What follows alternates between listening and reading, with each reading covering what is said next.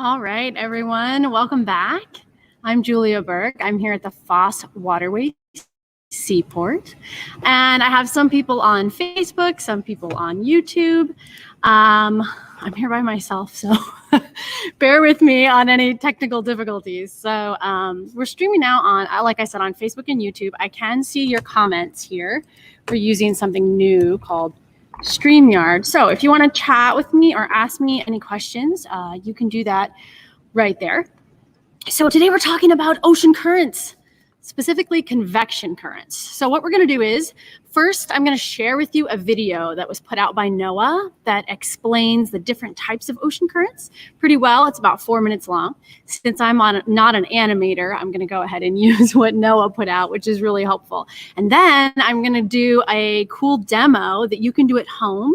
And I listed some of the supplies that you would need, and I'll walk you through that to learn about one specific type of ocean currents, which are convection currents, which drive the large ocean conveyor belt. So as you can see here, if you've never heard of this before, there is all the time water moving in the ocean, right? Which shouldn't surprise you. The ocean is never still. So in a lot of different ways that we'll discuss in a minute, but the Great Ocean Conveyor Belt drives a lot of our weather, actually. And so as you can see, this is just a general introduction, and we'll come back to this later. But this is a diagram of the way that water circulates all throughout the oceans of the globe. So the dark lines, the dark blue, that represents cold water in the deep, cold, dense, salty water. And then at certain points during the conveyor belt, like here in the Indian Ocean, if you can see my mouse, the water comes up to the surface, it gets warmer, heat, and then it becomes the warm surface current, goes back around again, heads up to the poles, where of course the air is colder, which causes the air to become more dense and cold and sink and run along the bottom of the ocean again. So I'm going to show you how that actually happens. It's all based on convection. So convection is just the movement, in our case, the movement of water driven by changes in temperature, which drive changes in density, which drives this whole gigantic ocean current, which I'm going to tell you more about in a minute. So again, today we're going to watch a short video from NOAA. We are going to learn about the types of ocean currents, and then we're going to specifically do a demonstration on the convection currents, which is what causes this big ocean conveyor belt. It's also what causes, now that we're having nice, warm, I'm going to go ahead and call it summer weather in here in the Pacific Northwest. I don't know if you've noticed, but I have. In the summer, it's nice and warm. In the afternoons, it gets really, really windy. And that's also caused by convection. So we'll talk about that a little bit later. Okay, so bear with me 1 second here. And I am going to share our nice video.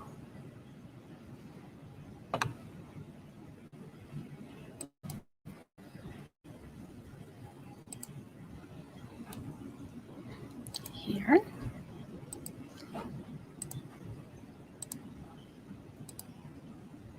Okay, here you go. Whoops, this one. Too many videos, guys. All right, thank you, NOAA, for this.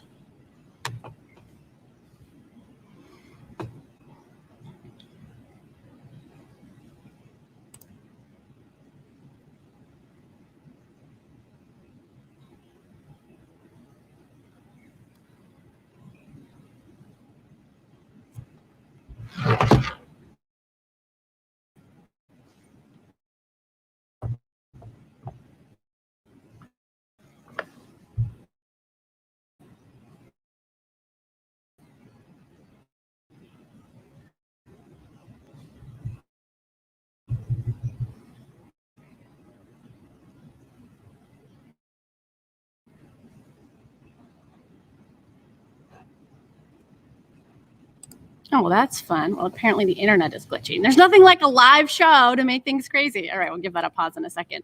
So again, we're talking about the different types of currents in the ocean.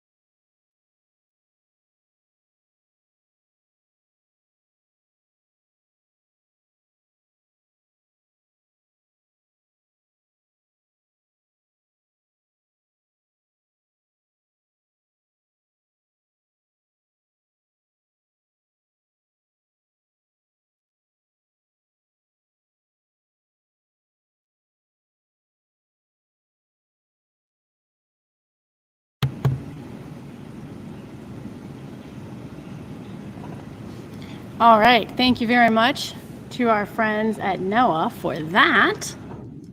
All right, so I'm going to come back over here. We're going to stop sharing the screen. Okay, so we are now going to create our own thermohaline current right here at the seaport. So I started getting the demo set up, but I want to show you guys it as I'm doing it. This is really fun to do at home, and it can be very mesmerizing as well. So remember, what we're learning about here is convection. So convection, as I said before, is driven by density. So you might have heard of density. Sometimes people think density is how heavy something is, and that is not true.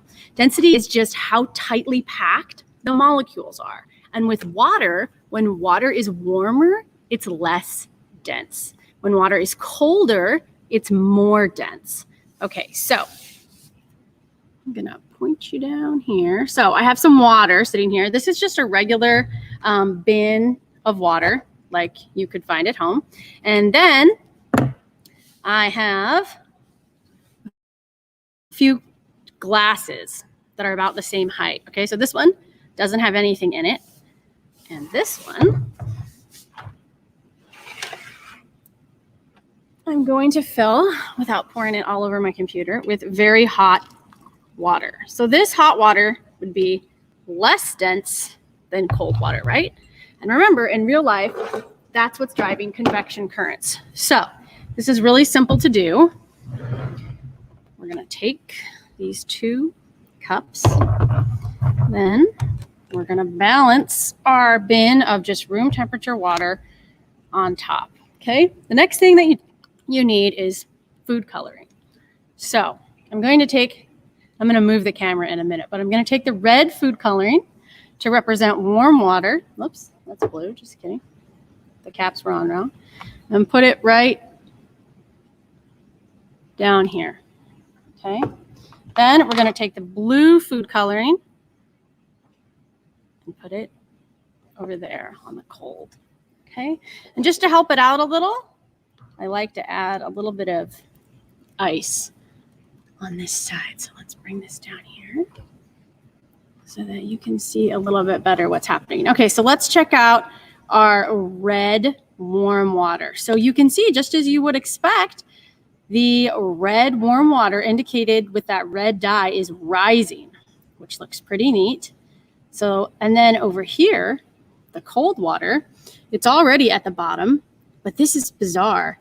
It's being drawn across the bottom of the container towards the red.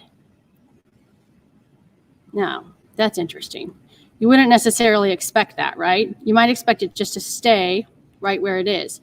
Well, that, my friends, is the whole thing behind convection currents. So where the blue is, that's cold, dense water. Now, the red is less dense. So the cold water, the dense water, is being drawn in towards the warm spot. And eventually it will heat up. And then on the top, looking down, you can see the warm water has come along the top and it is getting to the end of where it can go, which is the other side, and it's hitting the ice. And now it's going to start sinking down. There it goes.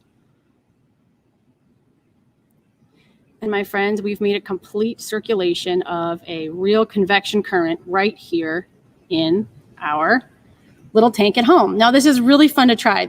There's a couple of tips. As you can see, I have one of those ice things that you might put into somebody's lunchbox. That really helps, as opposed to where you might see in some demos, they try to put ice in the mason jar down there. That doesn't work as well. The whole thing really has to be pretty hot and cold for it to work. And as our warm water cools off, you will see it start to slow down. But oh my gosh, it's really going now. That cold, dense water is being drawn into the low density area created by the warm water. And the warm water is caught in this circular current. It's flowing across the top and it's ending up over there in the cold spot by the ice. And you can see the red starting to sink there.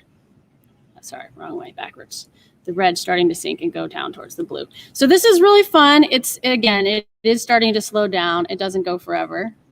Here's another top view for you.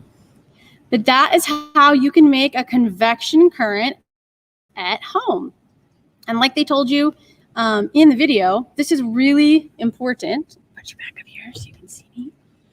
Convection currents they drive wind, okay? So like I was saying about the weather,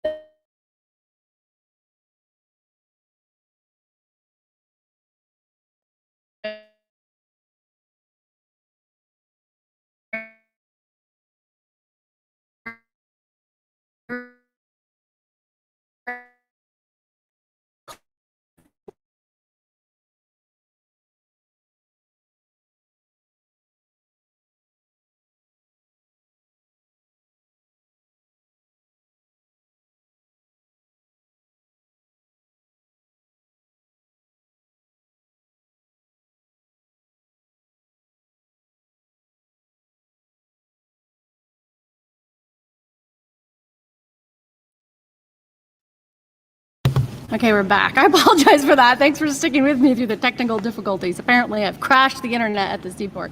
So anyways, yeah, you guys can try this at home. If you have any questions, you can email us, education@fosswaterwayseaport.org, or just send us a message. Oh, I see all your messages. This is kind of cool. I can put them up. You're very welcome. So try this at home.